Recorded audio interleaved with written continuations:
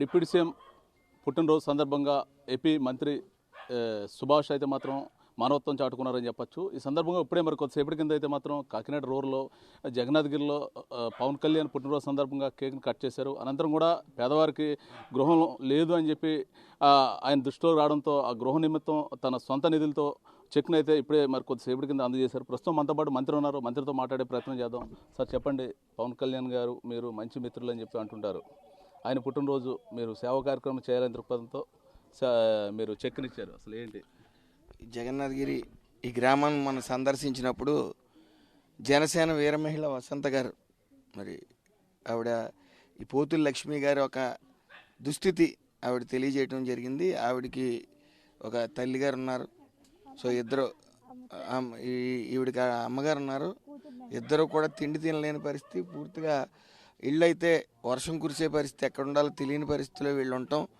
అలాగే వసంత గారు మరి పవన్ కళ్యాణ్ గారు పుట్టినరోజు రోజున ఆవిడ వీర మహిళ కావడంతో ఆవిడ 20,000 ఇస్తానని చెప్పడం వెంటనే నేను కూడా ఒక 50,000 రూపాయలు ఇవ్వడం జరిగింది. దీని నిమిత్తం ఫర్దర్గా ఇంకేం పడినా కొంతమంది దాతలు సహకరించడానికి, అదేవిధంగా నా సొంత సాయంగా మళ్ళీ నేను చేయడానికి సిద్ధంగా ఉన్నాను. ఏదే ఉన్నప్పటికీ వీళ్ళు తల్లిగారు పోతుల లక్ష్మి గారు బాగా ఏజ్డ్ ఆవిడని ఈవిడే చూసుకోవాల్సిన పరిస్థితి. ఈవిడ వయసు కూడా సుమారు 60 సంవత్సరాలు పైబడి ఉంటాయి. ఏదే ఉన్నప్పటికీ వాళ్ళకి జీవనాధారం అయితే పెన్షన్ మీద బతికే పరిస్థితి. మరి నా దృష్టికి మాత్రం వసంత గారు తీసుకురావటం, అలాగే 20,000 వీరమహిళ గారు వసంత గారి ద్వారా కూడా నాకు అందజేయటం, ఈరోజు జనసేన ఇన్ఛార్జ్ పోలిశెట్టి చంద్రశేఖర్ గారు, అలాగే దొరబాబు గారు, సతీష్ గారు, వీళ్ళందరి సమక్షంలో కూడా ఈరోజు ఈవిడికి 70,000 రూపాయలు ఇవ్వటం జరిగింది. ఫర్దర్గా కూడా జనసేన కార్యకర్తలు కొంతమంది, అలాగే ఎన్డీఏ కూటమి నాయకులు కూడా కొంతమంది సాయం చేసే విధంగా ఇంకా ఫర్దర్గా నేను ఇవ్వాల్సి వస్తే ఇచ్చి ఆవిడ గృహాన్ని మాత్రం ఏర్పరిచే పరిస్థితి ఉంది. పవన్ కళ్యాణ్ గారు ముఖ్యంగా ఇక్కడ ఉన్న సమస్యలని అంటే వెంటనే వీళ్ళ పరిస్థితి ఎలా ఉందని వసంత గారు తీసుకురావటం, ఆవిడ వీర మహిళ కావడంతో పవన్ కళ్యాణ్ గారు పుట్టినరోజు సందర్భంగా ఆవిడ 20,000 ఇస్తానని చెప్పడం, తద్వారా ఆయన పుట్టినరోజు రోజున నేను కూడా 50,000 ఇస్తే బాగుంటుందని ముఖ్య ఉద్దేశంతో ఒక 70,000 ఇవ్వడం జరిగింది.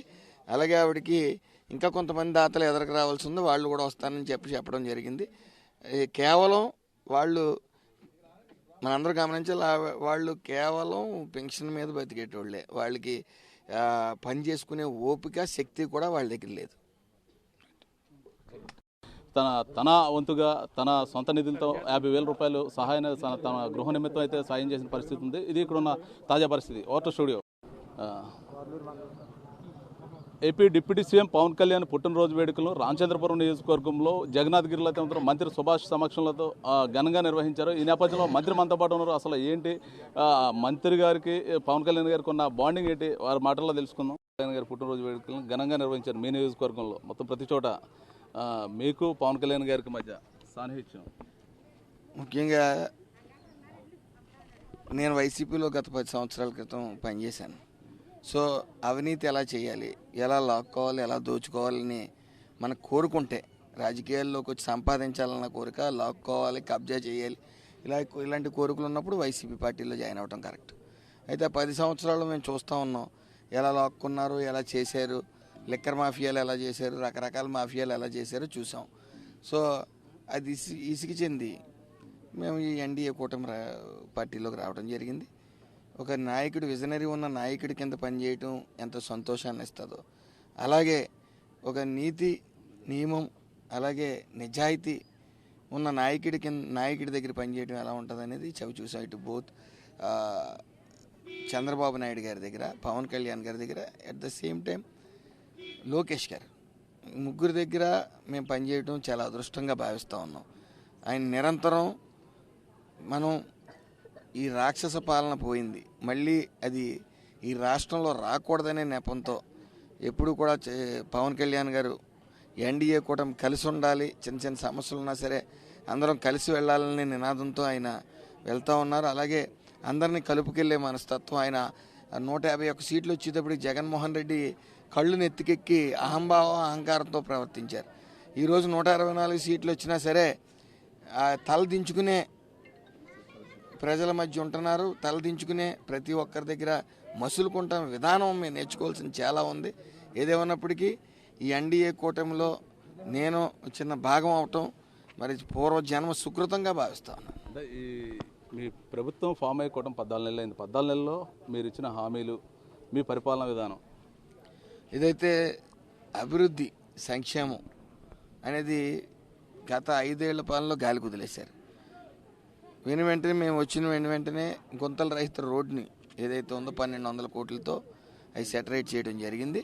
అదేవిధంగా సూపర్ 6లో భాగంగా ఏ అయితే హామీలు ఇచ్చామో ఉచిత గ్యాస్ సిలిండర్లు కానివ్వండి, 3 దీపం పథకం కానివ్వండి, అలాగే తల్లికి వందనం కానివ్వండి, అలాగే డిఎస్సి నోటిఫికేషన్ కానివ్వండి, 16,437 పోస్టులకు కానీ భర్తీ చేయడం కానివ్వండి, అదేవిధంగా ఉచిత బస్సు కానీ, అన్న క్యాంటీన్లు కానీ, ఇలా ఒక్కొక్కటిగా ప్రతి ఒక్కటి కూడా నెరవేర్చుకుంటూ వచ్చు. ఏదంటే అసాధ్యం, ఎంతమంది పిల్లలు ఉంటే అంతమంది పిల్లలకి ఇవ్వడం అసాధ్యం అని భావించి వాళ్ళు ఎగతాళి చేశారు ఒక ప్రతిపక్షం లేని ప్రతిపక్షం వాళ్ళు. అవన్నీ అధిగమించి వాళ్ళ రాష్ట్ర ఆర్థిక పరిస్థితి సంక్షోభంలో ఉన్నప్పటికీ వాటిని అన్నింటినీ అధిగమించి విజనరీ ఉన్న నాయకుడు చంద్రబాబు నాయుడు గారు, అలాగే పవన్ కళ్యాణ్ గారు, లోకేష్ గారు శ్రమించి ఈ రాష్ట్ర ఆర్థిక అభివృద్ధి పెంచడమే కాకుండా ఈ ప్రజల కష్టాలు తెలుసుకుంటూ వాళ్ళ కష్టాలు నెరవేర్చే విధంగా, అలాగే ఆంధ్ర రాష్ట్రాన్ని సువర్ణాంధ్ర రాష్ట్రంగా తీర్చిదిద్దే విధంగా వాళ్ళు కష్టపడుతూ ఉన్నారు. మమ్మల్ని కూడా కష్టపడమని ప్రజల మధ్య ఉండమంటున్నారు.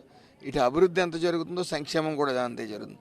సుమారు 125 కోట్లతో ఈ రామచంద్రపురం నియోజకవర్గంలో అభివృద్ధి పనులు చేయడం జరిగింది.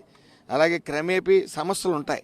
ఆ సమస్యల్ని గత 5 ఏళ్ల పాలనలో పాలన అనేది గాలి కుదిలేస్తారు కాబట్టి ఆ సమస్యలను ఓవర్ నైట్ 1 సంవత్సరంలో చేసే పరిస్థితి ఉండదు. కాబట్టి క్రమేపీ ఒక్కొక్కటిగా మేము పనులు చేసుకుంటూ వెళ్తున్నాం. రానున్న 3 సంవత్సరాల్లో మేము ఏదైతే హామీలు ఇచ్చామో ఇక్కడే కాకుండా రాష్ట్రం అంతటా కూడా తూచా తప్పకుండా మా హామీలు నిలబెట్టుకుంటాం. అందులో ఏ విధమైన సందేహం లేదు. ఇది పరిస్థితి. కూటమి ప్రభుత్వం ఎన్నికలలో ఏదైతే హామీలు ఇచ్చిందో ప్రతి హామీని తూచా తప్పకుండా మొత్తం రాష్ట్రం మొత్తం కూడా అభివృద్ధి దిశగా విజనరీగా చంద్రబాబు నడిపిస్తున్నారని చెప్పి మంత్రి సుభాష్ తెలుపుతున్న పరిస్థితి.